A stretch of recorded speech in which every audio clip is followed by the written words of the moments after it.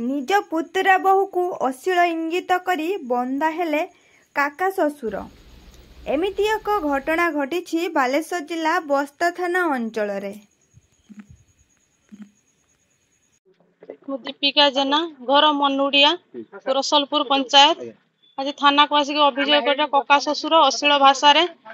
खराब व्यवहार देखिए कहते तुमको रेप करमी पत्थर फिंगुंट एसिड फिंगुंट थाना आसिक मुझे एफआईआर दे। आज दीर्घ तो 5 मास है कम्प्लेन दवा पर भी थाना किसी अभियोग कर आज पुणी दुबारा आसिक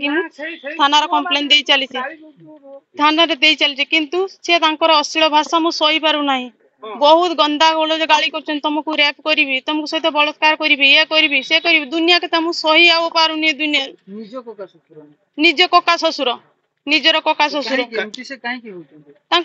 शशुर सहित आगुरी कौन बद थी मुझे सब जानी ना किंतु आज मुझे 10 वर्ष आसा सहित मो पछरे पुणी लगी रही सब बेले स्वामी बाहर मोर रुहती बाहर रुहती किंतु 2-4 मास कहते तार कुंडे हेलानी गलु हेलानी अश्लील भाषा जहाँकि मुझे सही पार ना सब भाषा कहते आज बाध्य होई मु मीडिया सामने सब कथा कहया बाध्य होउची पूर्वर बहुत थर देइची किंतु हम ए कथा केही बुझी नथिल आज बाध्य होई मु मीडिया सामने सब कथा वायरल कर ना थानार समाधान सब बेला कहबे समाधान हे जाय समाधान करू किंतु मु आज समाधान चाहू ना न्याय चाहूची आज कोन चाहूची अश्लील भाषा कहूची से थाना को जांतु आ दुनिया रे कोउ नारी मन को एमिति कोउ बळे भाबरे एमिति बिहेव न करंतु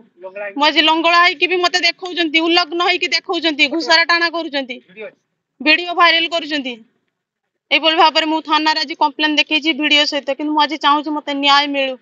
तांकु को उचित दंड मिलु